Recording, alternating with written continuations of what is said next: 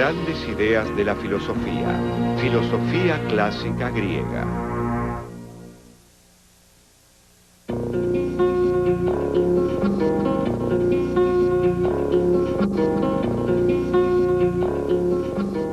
No cabe duda de que la cuna de la cultura occidental ha de hallarse aquí, entre las onduladas colinas y los campos de olivos que se extienden al noreste del Mediterráneo.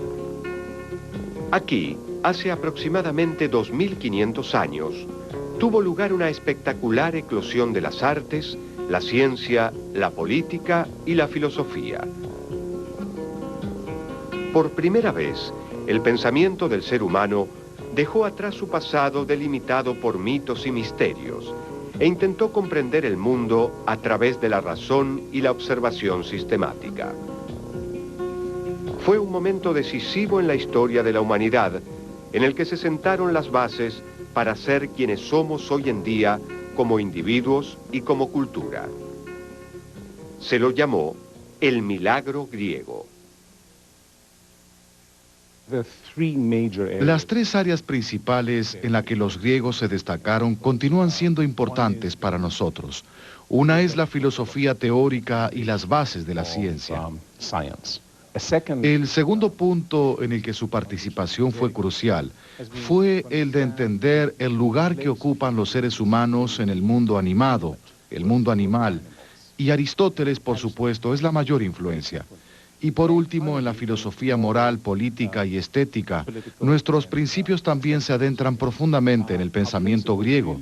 Y en estos tres campos, los filósofos griegos estarán detrás de muchísimas de las principales teorías, enfoques y formas de enfrentar al mundo. Donde sea que uno mire, encontrará a Platón o a Aristóteles, o a un estoico o a algún otro. No se puede evitar. Con frecuencia se cree que la filosofía griega tuvo lugar durante 200 años, desde los filósofos presocráticos, anteriores a Sócrates, hasta Platón y Aristóteles, es decir, desde el 500 a.C.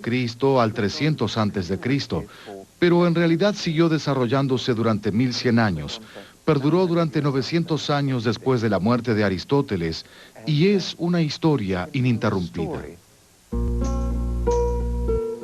La filosofía nació virtualmente en el mismo momento que la democracia, una forma de gobierno que también estaba imbuida de principios de racionalidad. La reflexión sistemática también dio lugar al surgimiento de los primeros esfuerzos reales de la ciencia, que en la antigua Grecia conformaba un campo de acción indistinguible de la filosofía. Los orígenes de la filosofía occidental se remontan al puerto de Mileto, en la costa oeste de Jonia, en Asia Menor. Mileto estaba ubicada sobre una importante ruta comercial y era una encrucijada no solo de rutas comerciales, sino de culturas e ideas. Aquí, hombres como Tales, Anaximandro y Anaxímenes comenzaron a reflexionar sobre el mundo natural de una nueva manera, y se los conoció como la Escuela de Mileto. Habían heredado una visión del mundo en que la naturaleza y el destino de cada hombre estaban regidos por los dioses, pero concibieron estas fuerzas de una manera muy diferente, como elementos impersonales que guiaban la estructura de las cosas y el proceso del cambio. Aquí es cuando nace el pensamiento filosófico. Los primeros filósofos, las personas que pensaron especialmente en la costa de Asia Menor, lo que ahora es Turquía y que en ese momento se conocía como Jonia, estaban muy interesados en explicar la génesis del mundo, el surgimiento del mundo, e intentaron aplicar por un lado lo que hoy en día conocemos como investigación racional y por el otro había vestigios de pensamientos mitológicos. En otras palabras, pensaban que las cosas se desarrollaban de un modo similar al de las especies biológicas, que era la idea mitológica tradicional. Personificaban a los dioses, pensaban que el cielo era un dios y la tierra una diosa, los creaban, tenían hijos y esos hijos representaban elementos naturales y demás. Los primeros filósofos presocráticos sugirieron que de hecho estos Ya no eran personas, sino elementos naturales que en realidad surgían uno tras otro. El objetivo de los primeros filósofos era encontrar la sustancia primera o el principio teórico que pudiera explicar toda la realidad. Las preguntas que guiaban su investigación eran: ¿de dónde provienen todas las cosas? Y ¿cómo se originan todas las cosas? Tales, que según Diógenes Laercio, nació en el 640 a.C. y murió alrededor del 546 a.C., es conocido como el primer filósofo. Él afirmaba que el agua era el elemento primordial a partir del cual todo se genera y al que todo retorna. Ahora sabemos que Tales había dicho algo sobre la conexión entre el agua y la tierra, lo cual tenía sentido para un área seca. Sabemos que fue capaz de predecir un eclipse solar, con lo cual debe haber tenido algún conocimiento de matemática y astronomía. Sabemos que midió la altura de la Gran Pirámide, o al menos eso es lo que las personas decían sobre él, lo cual fue una idea maravillosa. Lo que hizo fue ponerse de pie al lado de la Gran Pirámide, y cuando su sombra tenía el mismo largo que su altura, midió la sombra de la Gran Pirámide.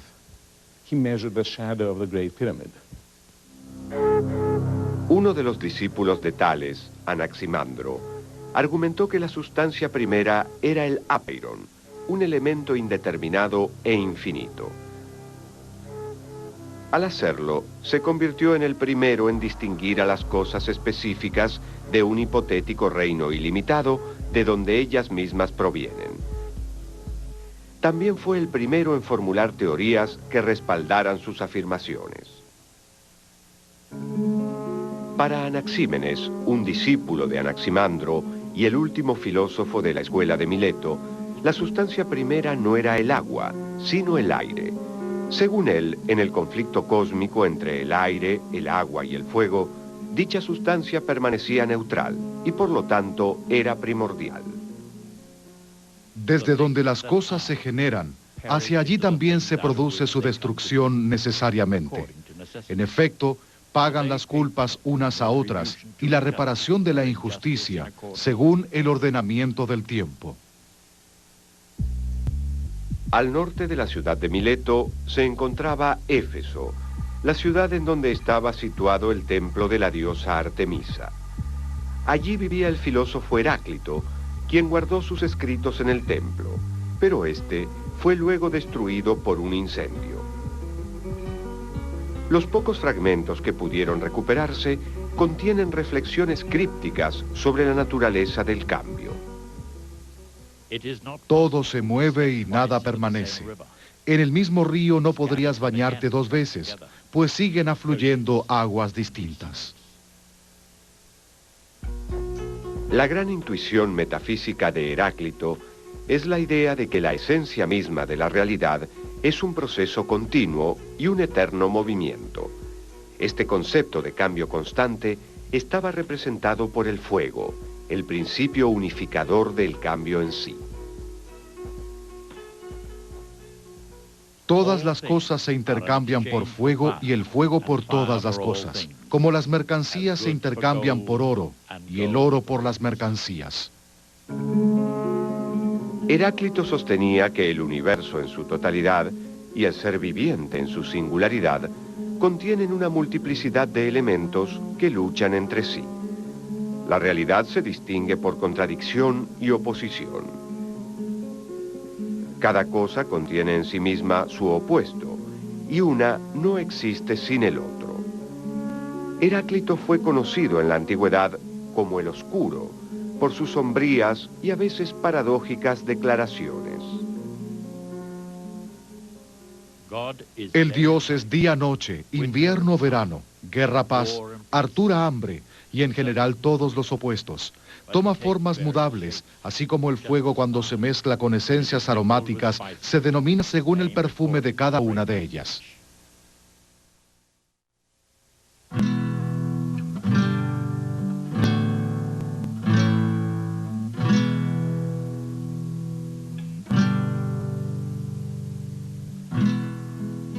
El filósofo presocrático más influyente fue Pitágoras. Pitágoras había nacido en Samos, una isla de Jonia que se encuentra al oeste de Éfeso. Durante su juventud viajó mucho. Pasó un tiempo entre los sacerdotes egipcios y luego se dirigió al sur de Italia. Pitágoras dio una respuesta original a las preguntas fundamentales que se habían planteado los milesios. Una respuesta que contenía partes iguales de misticismo y matemática, y que atrajo a muchos seguidores. Bueno, los pitagóricos son críticos porque dieron mucha importancia a la matemática. Ahora bien, no nos queda muy claro qué hizo el propio Pitágoras. No sabemos si fue un verdadero matemático o un místico, o tal vez fue un poco de los dos. Tal vez los pitagóricos no desarrollaron los números por completo como muchas personas pensaban. El punto es que independientemente de cuán místico y religioso fuese su pensamiento, ellos por cierto afirmaban, el número es la esencia del mundo. Las cosas existen por imitación de los números. Todo el cielo y lo que hay bajo él es armonía y número. El entero ordenamiento cósmico reconoce 10 principios que se acomodan en columnas paralelas. Límite e infinitud, impar y par, unidad y multiplicidad, derecha e izquierda, macho y hembra, reposo y movimiento, recto y curvo, luz y tiniebla, bueno y malo, cuadrado y oblongo. Pitágoras enseñó que el principio que da forma y estructura a lo real es el número. Las bases del cosmos obedecen al rigor y la claridad de la matemática. La naturaleza está hecha a imagen de los números. Los pitagóricos representaban los números con guijarros, y tal representación los llevaba a plantearse inmediatamente la pregunta, ¿qué hay entre un número y otro? La respuesta es sin duda, nada. Para los pitagóricos, la realidad es discreta, no continua, como guijarros ordenados en el suelo de cierta manera. El espacio es un conjunto de puntos y espacios entre los puntos. De manera similar, el tiempo es un conjunto de momentos y lapsos entre ellos. Parménides se opone a la visión fundamental de lo discreto. Él dice que la nada, que para los pitagóricos existía entre los elementos, es impensable y como tal no puede existir. Todo lo que es, sencillamente es. Y como no podemos concebir el no ser, es imposible que algo pueda nacer del no ser. Es necesario decir y pensar lo que es, pues es posible ser, mientras a la nada no le es posible ser. Pues jamás se impondrá esto, que haya cosas que no sean. Parménides, nacido en Elea, una ciudad ubicada en el sur de Italia, fue la figura principal en lo que se conoció bajo el nombre de Escuela Eleática. Parménides sostenía que lo que percibimos como movimiento y cambio no es considerado absolutamente más que una ilusión, y que la realidad es una, permanente e indivisible. El ser es inengendrado e imperecedero, íntegro, único en su género, inestremecible y plenamente realizado. Nunca fue ni será, puesto que es ahora, todo a la vez, uno, continuo.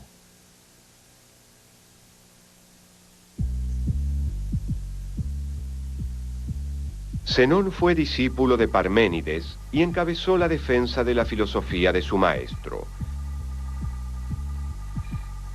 Para demostrar que la noción eleática del ser uno era tan defendible como la visión pitagórica del mundo, presentó una serie de paradojas que resaltaban el carácter contradictorio del movimiento. Imaginó una carrera entre el veloz héroe Aquiles y una torpe tortuga. Siendo buen compañero, Aquiles da ventaja a la tortuga, pero, por más veloz que resulte el pie de Aquiles, jamás podrá alcanzar a la tortuga, porque cuando Aquiles haya llegado al punto donde el animal se hallaba, la tortuga habrá avanzado algo más, y así hasta el infinito.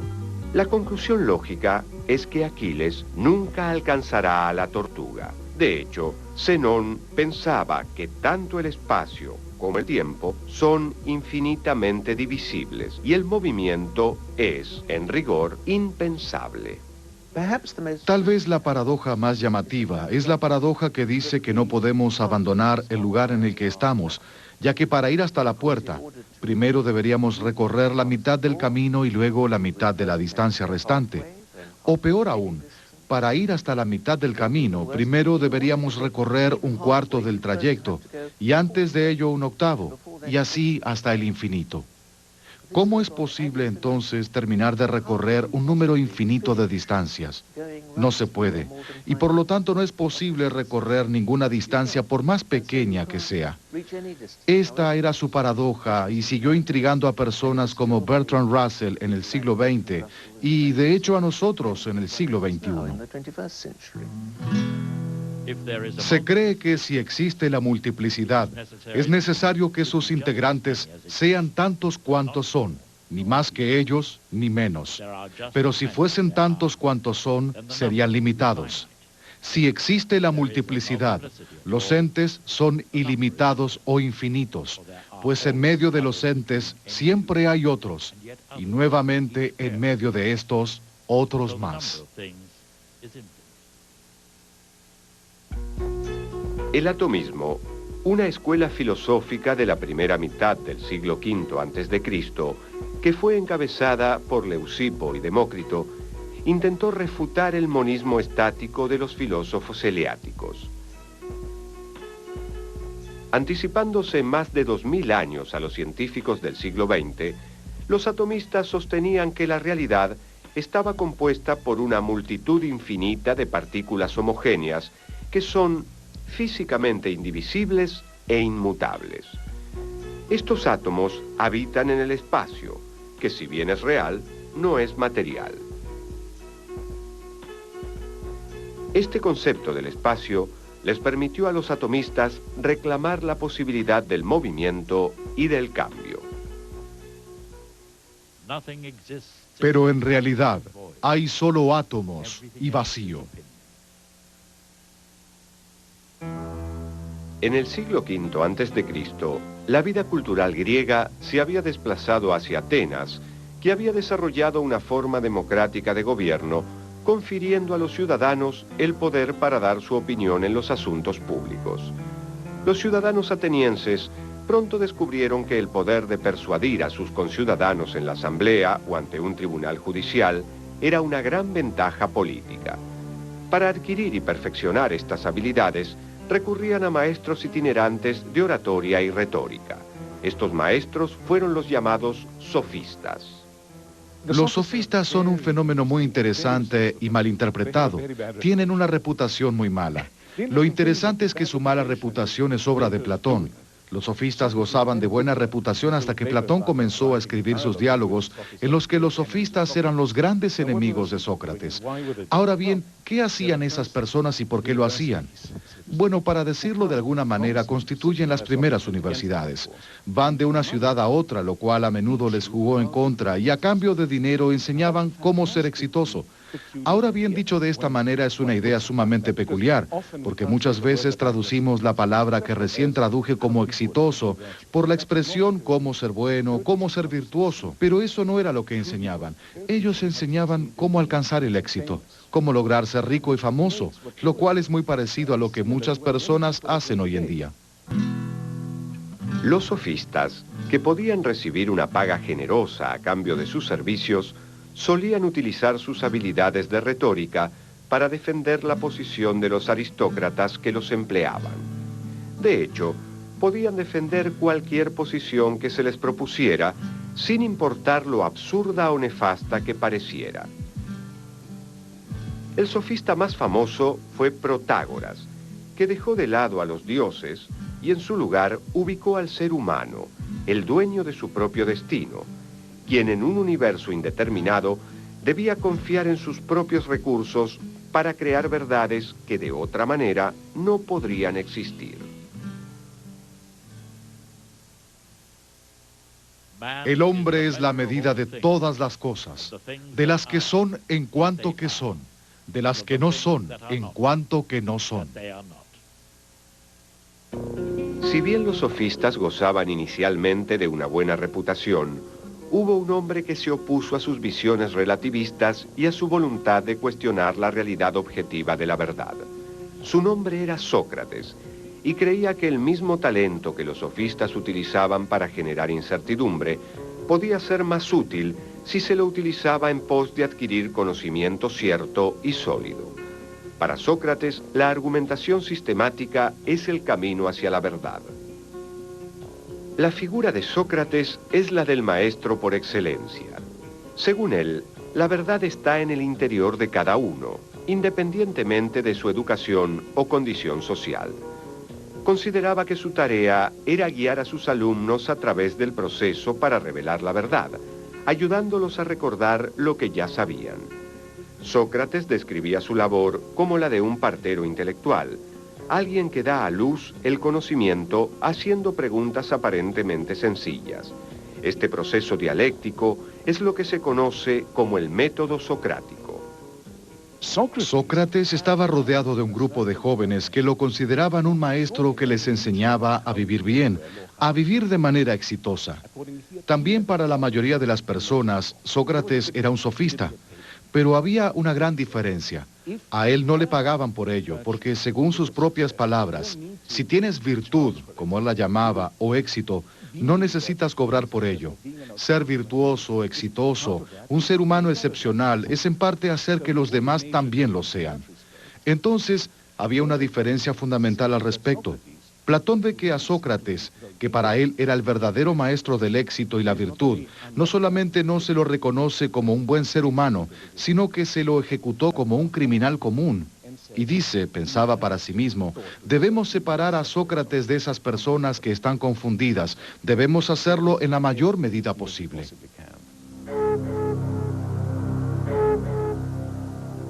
No tenemos ninguna obra escrita por el mismo Sócrates. Conocemos sus enseñanzas principalmente a través de los diálogos de su alumno Platón, en los que Sócrates es el protagonista.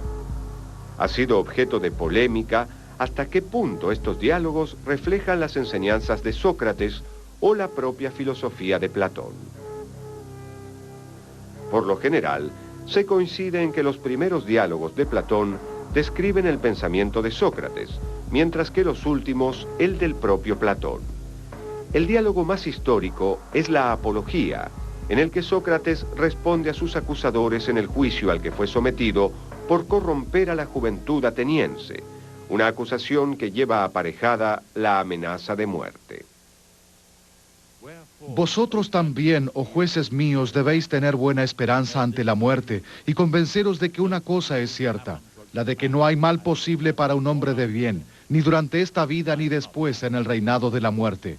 No estoy enojado en lo más mínimo contra mis jueces ni contra mis acusadores, a pesar de que no eran esas sus intenciones al acusarme y condenarme, sino la de hacerme algún mal. Platón consideraba a Sócrates el hombre más justo y sabio de toda Atenas. Cuando por razones políticas Sócrates es juzgado y condenado a muerte, Platón se escandaliza. Para él, los hombres ignoraban lo que era la justicia. De lo contrario, a Sócrates lo habrían aclamado universalmente por su sabiduría, en lugar de condenarlo a muerte. Platón se enfrentó con un dilema. ¿Cómo enseñar a los atenienses el verdadero significado de la justicia? Si la polis está moralmente enferma, ¿cómo curarla? La preocupación que Platón tenía por el bienestar espiritual e intelectual de los atenienses guía su obra. Y él la expresa en diálogos escritos con delicioso genio y elegancia. Su obra tuvo una gran influencia en el futuro del pensamiento occidental, tanto así que el filósofo inglés Alfred North Whitehead declaró que toda la filosofía occidental no es más que una serie de anotaciones a pie de página de la obra de Platón. En la República, tal vez el más conocido de sus diálogos, Platón reflexiona sobre la naturaleza del gobierno y concluye que un buen gobernante ha de ser aquel que sea capaz de brindar cosas buenas, cosas bellas y cosas justas. Por lo tanto, un buen gobernante debe conocer los principios por los cuales algo puede ser considerado bueno, bello o justo. Es por eso que el buen gobernante ha de ser un rey filósofo, es decir, aquel que comprende por qué es bueno ser justo. Para Platón, la justicia es un tema central en la República. En el primer libro de la República explica por qué la justicia vale la pena. Comienza con una discusión con alguien que piensa que la justicia es para los necios, ya que cualquier persona que pueda salirse con la suya siendo injusta, por supuesto que lo hará.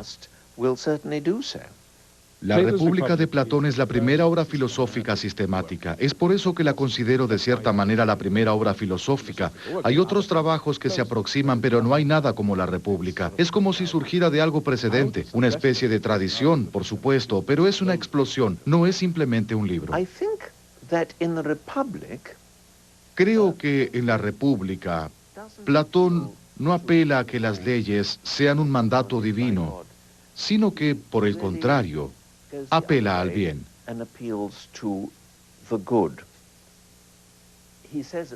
Él sostiene que todas las personas buscan el bien en todo lo que hacen, lo cual no quiere decir que busquen ser moralmente buenos, sino algo mucho más plausible, que en todo lo que hagan buscarán el bien para sí mismos. Tal vez no sea el bien moral, tal vez sea placer o algo diferente, pero siempre se busca lo que uno cree que es bueno.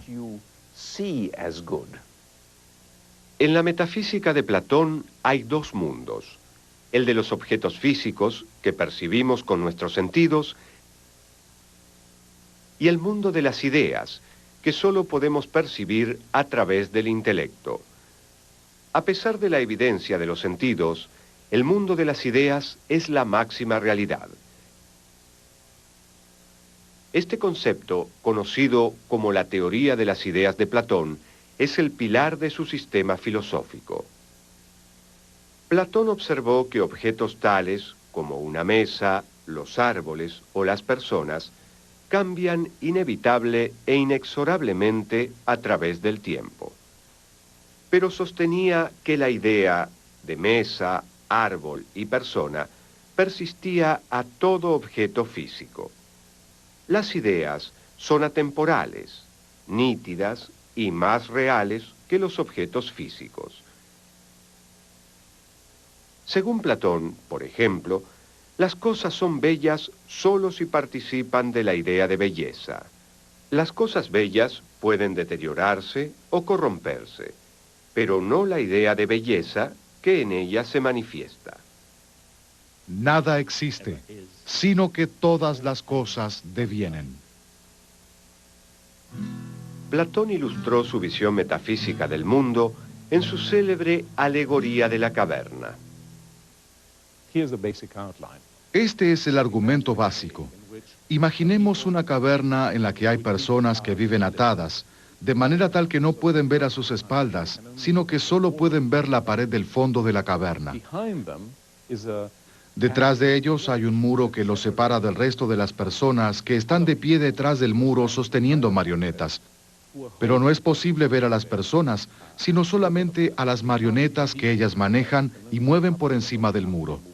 Detrás de estas personas hay un fuego encendido, de forma tal que la luz se proyecta hacia la pared del fondo de la caverna.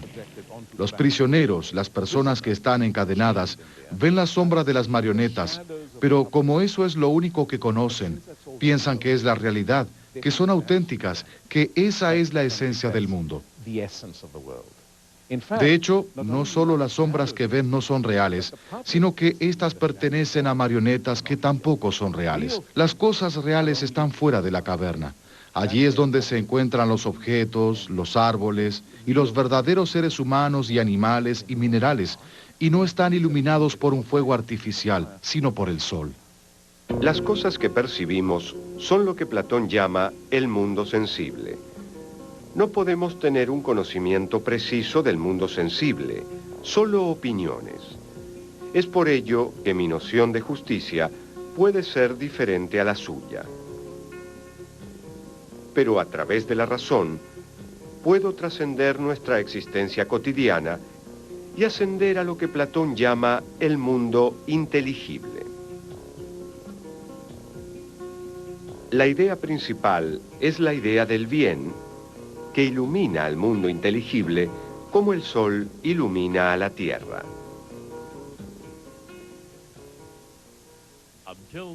Aquel que no pueda distinguir con la razón la idea de bien y que no pueda aplicarse rectamente a su búsqueda, no según la apariencia, sino según la esencia, no poseerá el conocimiento del bien en sí, ni de cosa buena alguna. Y si alcanza una imagen de éste, será por la mera opinión, no por la ciencia.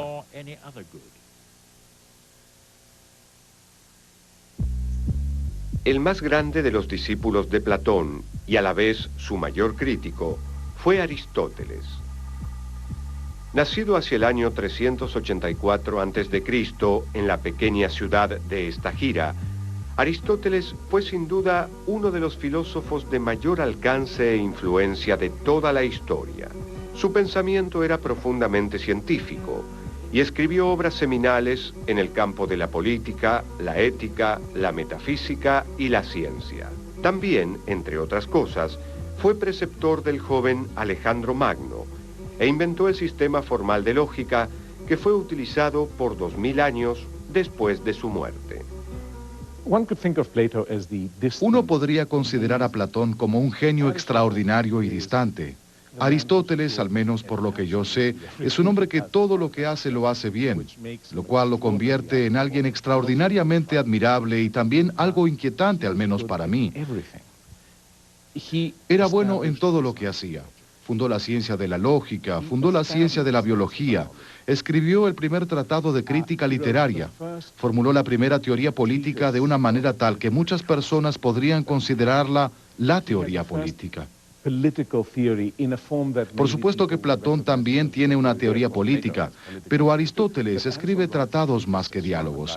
Inventó el estilo que se usa para el discurso filosófico desde entonces. Tiene una perspectiva asombrosa de todo el universo que fue extremadamente influyente por miles de años. Si bien en un principio Aristóteles defendió la doctrina de la forma, luego la criticó sosteniendo que las ideas de Platón eran meras abstracciones. Para Aristóteles, la realidad concreta son solamente los individuos, las cosas en particular. A esto llama Aristóteles sustancia. La realidad es el aquí y el ahora, y no una abstracción intelectual. Aristóteles observó atentamente el ciclo de vida del organismo viviente y vio que se caracterizaba por un movimiento y cambio perpetuo. El nacimiento constituye el paso del no ser al ser. El crecimiento es un movimiento que debe entenderse como el pasaje de un estado de ser a otro estado de ser, mientras que la muerte constituye el regreso del ser al no ser. Aristóteles planteó que en todas las cosas hay un sustrato que cambia y se mueve, y que constituye la base material de dicho elemento. El sustrato de una persona es la carne y hueso, y el de una estatua, el mármol. Aristóteles identificó dos condiciones para la existencia y la evolución de un individuo, la materia y la forma. La forma es el principio propulsor, organizativo y final del proceso de cambio. La forma de la estatua sería la idea del artista que viene a dar forma al sustrato. Forma y materia son los factores del devenir.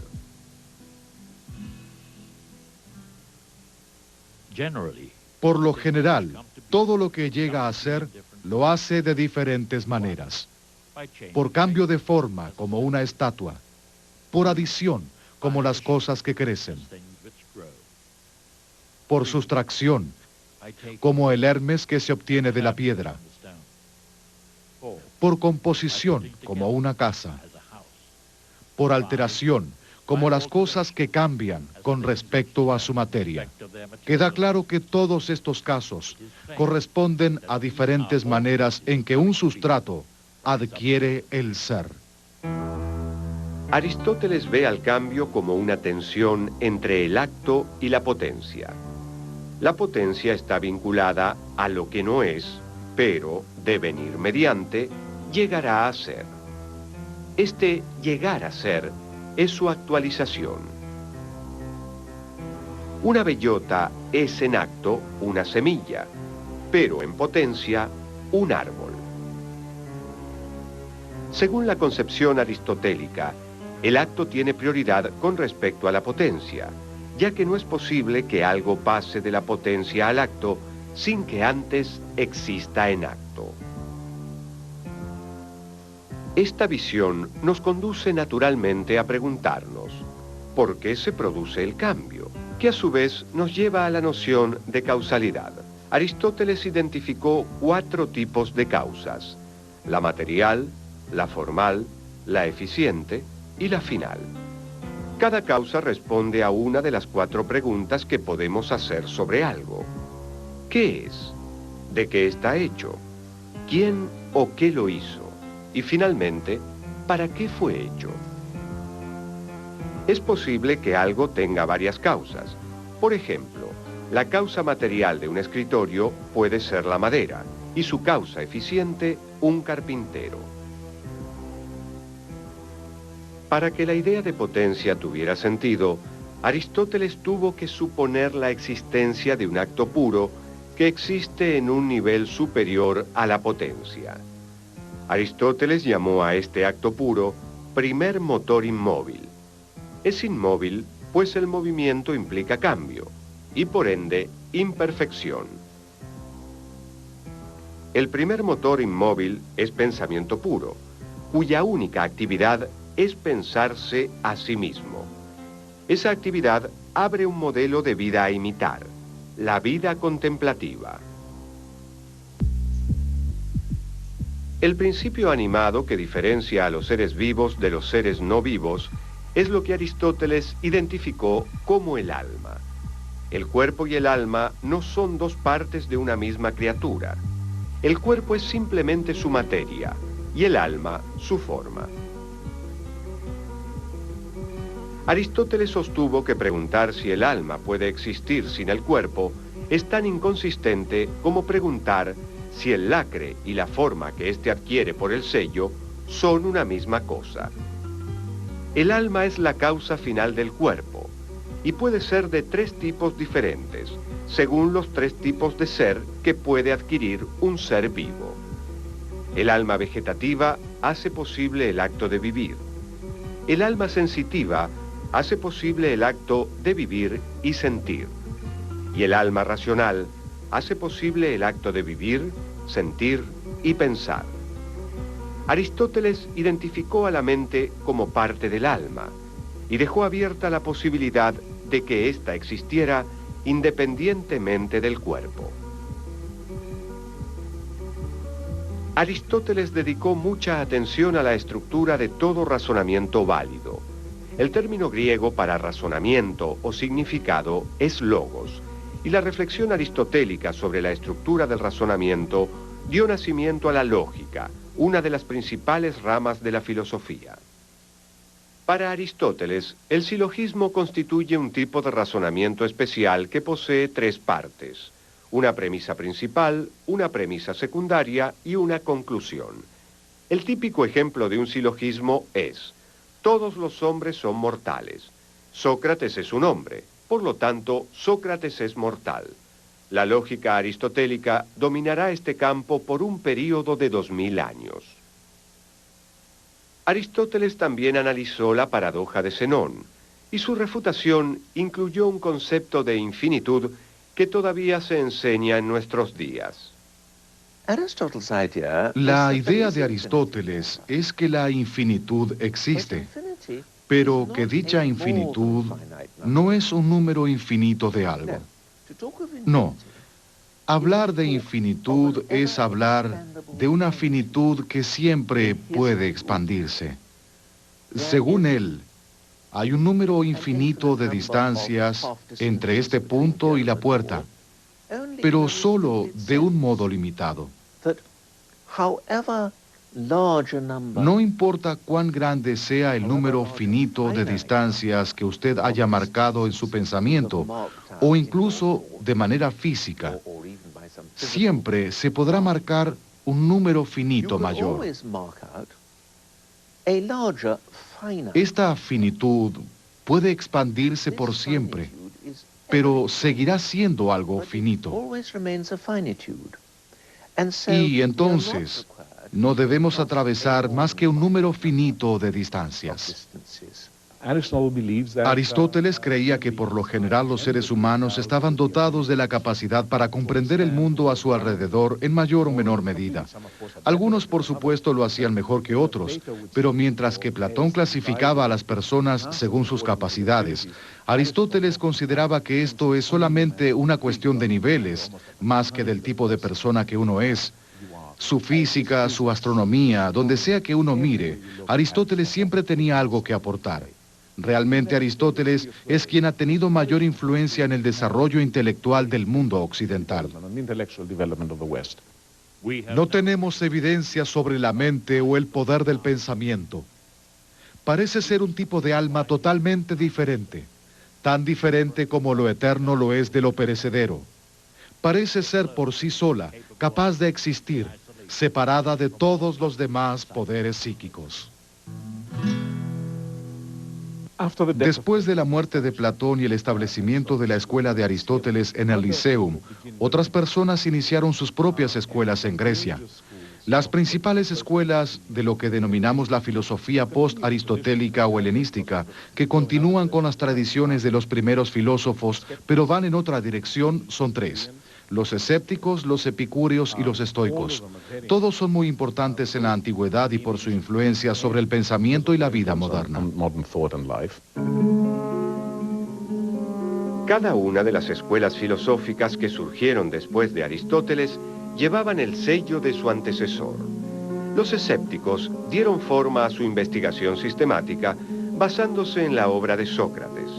Los epicúreos se remitieron a Demócrito para formular su concepción atómica de la materia, y los estoicos rememoraron la idea de Heráclito de que el principio de la transformación estaba representado por el fuego. Los estoicos también creían que las emociones eran simplemente los pensamientos y las actitudes que uno tiene hacia lo que nos sucede. Y analizaban emociones que incluyeran en particular pensamientos tales como que uno está pasando por una situación terrible o maravillosa, o que las cosas son buenas o malas. Y luego analizaban todos los demás pensamientos, incluidos en las diversas emociones. Y basándose en el supuesto de que las emociones son pensamientos, fomentaban la idea de que uno tenía la absoluta libertad de calmar las emociones no deseadas, al pensar con mayor detenimiento si la situación era realmente buena o tan mala como uno suponía. Entonces lo único que realmente importa es lo que está bajo nuestro control, y lo que está bajo nuestro control es nuestra propia voluntad, deseos, pensamiento y razonamiento. Y la idea es que uno busca la buena vida, es decir, aquella vida que se vive de acuerdo con la razón, en la que uno desea lograr todo aquello que literalmente puede lograr. El epicureísmo surgió aproximadamente en la misma época que el estoicismo, pero su fundador, Epicuro, tenía una visión muy diferente de la naturaleza humana y basó su filosofía en lo que podría denominarse el principio del placer. Según la visión estoica, es natural que los seres humanos sean amigables entre ellos. Según la visión de la escuela epicúrea, es natural que los seres humanos busquen su propio placer, y solo en algunas oportunidades se actúa por interés propio, estableciendo contratos con otras personas para maximizar el placer propio. Los epicúreos son hedonistas, pero lo son de una manera particular, ya que piensan que el placer es la ausencia de dolor, lo cual visto de esta manera no resulta tan hedonista. Nuevamente, lo que hay que controlar es lo que uno quiere, a fin de evitar la insatisfacción y la ausencia. Es la ausencia lo que hace que uno sea infeliz. Entonces, si uno controla y si uno limita sus deseos, en realidad se enfrentará con el dolor en mucha menor medida que las demás personas. El escepticismo, fundado por Pirro, representó un rechazo al dogma en todas sus formas. Como los argumentos opuestos parecen tener igual peso, los escépticos optaron por suspender cualquier tipo de juicio. Los escépticos buscaban la buena vida a través de un proceso en el que a toda explicación de la experiencia le corresponde una contraexperiencia. Esto conduce a una aceptación de la incertidumbre, lo cual produce tranquilidad mental. Como resultado, los escépticos tenían serias dudas sobre los esquemas filosóficos de Platón, Aristóteles, los estoicos y los epicúreos. Sospechaban de todos los sistemas porque traspasaban excesivamente los límites de lo que podía conocerse. Y los escépticos, que en realidad son los mejores del grupo, dicen, no sabemos cómo lo hacen, no sabemos cómo viven la mejor vida. Nosotros también apuntamos a una mejor vida como todos los demás filósofos helenísticos. Apuntamos a la ataraxia, que significa falta de desorden, como una especie de paz y calma. Pero nosotros, los escépticos, nos hacemos preguntas todo el tiempo. Nos hacemos preguntas y nos hacemos preguntas y tal vez un día, con suerte, nos daremos cuenta de que encontramos lo que estamos buscando. Y precisamente el esfuerzo por construir enormes sistemas metafísicos es lo que nos impide alcanzar la ataraxia tan deseada. Los 1000 años de filosofía que comenzaron en Mileto, con una sola mente curiosa que contemplaba el cosmos, sentaron las bases para la posterior tradición filosófica occidental. Con el tiempo, la filosofía pagana de los griegos se vio abrumada y fue posteriormente reemplazada por el cristianismo a medida que éste fue extendiéndose por todo el continente europeo. Fue precisamente a través de esta ósmosis cultural que la antigua filosofía pasó a conformar el propio tejido de la cultura occidental. Y el siglo XII, cuando se recuperó la obra de Aristóteles de la oscuridad, marcó el comienzo de la revolución del pensamiento europeo, mediante la cual se gestó la visión del mundo que se conserva hasta nuestros días.